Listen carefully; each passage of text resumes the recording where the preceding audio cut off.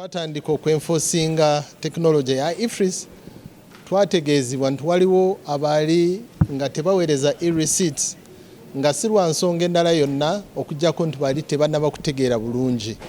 So ekirungi mu tteeka tukkirizibwa ng'ekitongole kya URA okureviewinga tax gye tuba tu-issuinze bwe tufuna ground eraga nti eyo tax ebadde tesaanira.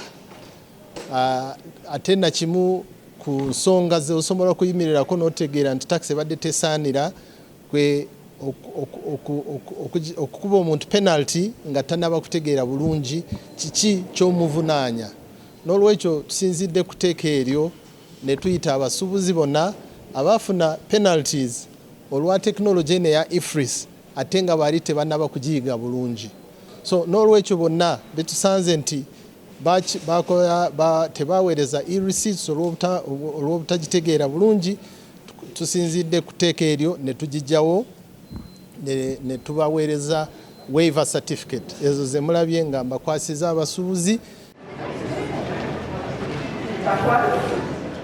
Download the app on App Store or Google Play Store now. Vision Digital Experience, the future of media.